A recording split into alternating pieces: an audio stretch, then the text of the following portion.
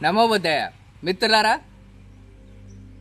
అనారోగ్యానికి ప్రధాన కారణం పెద్దపేగు. పెద్దపేగులో ఉన్నటువంటి మలము సరిగా విసర్జన కాకపోవటం వల్ల ఏర్పడే మలబద్ధక సమస్య నుంచే అనేక సమస్యలకి మూలంగా ఉన్నది. ఈ అనారోగ్య సమస్య నుంచి బయటపడాలంటే సుఖ విరోచనం జరగాలి. సుఖ విరోచనం జరగకపోవటం వల్ల మలము పెద్దపేగులో నిలవుండి అనేక సమస్యలకి మూల కేంద్రంగా ఉంటుంది.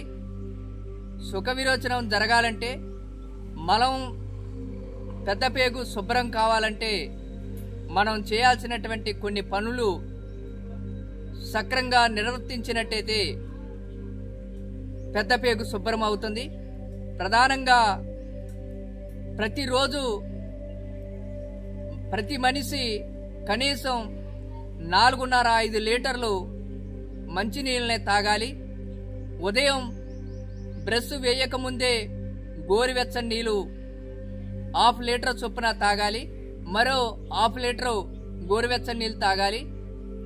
భోజనానికి అరగంట ముందు, భోజనం పూర్తయిన తర్వాత లేదా టిఫిన్ కానీ భోజనం కానీ తినటానికి అర్ధగంట ముందు, అయిపోయిన తర్వాత 1/2 గ్లాసు, 40 నిమిషాల తర్వాత 1/2 లీటరు, ఆ తర్వాత ప్రతి అర్ధగంటకోసారి మంచినీళ్ళు తాగుతూ ఉండాలి.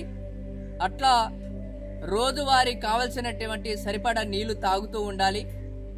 ఫైబర్ శాతం ఎక్కువగా తీసుకోవాలి. ఫైబర్ ఉన్నటువంటి ఆహార పదార్థాలని, మినరల్స్, వాటర్ శాతం ఎక్కువ ఉన్నటువంటి ఆహార పదార్థాలని ఎక్కువగా తీసుకోవాలి. ఆకుకూరలు, కూరగాయలని ఎక్కువగా తీసుకున్నట్టయితే ఫైబర్ శాతం ఎక్కువగా ఉంటుంది, నీటి శాతం ఎక్కువగా ఉంటుంది, సులభంగా అరగటానికి అవకాశం ఉంటుంది.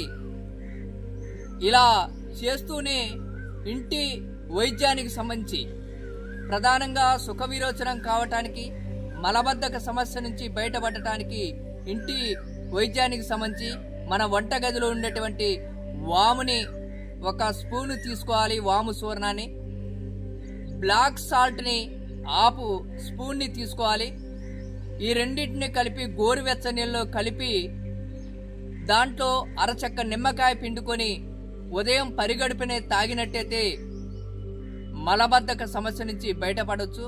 ఉదయం రాత్రి ఎక్కువగా జామకాయలు, జాము పండ్లని తీసుకున్నట్టయితే మలబద్ధక సమస్య నుంచి బయటపడటానికి, మనం అనారోగ్య సమస్యల నుంచి బయటపడేటువంటి అవకాశాలు ఈ విధంగా ఉన్నాయని తెలియజేస్తూ జై గురుదేవ.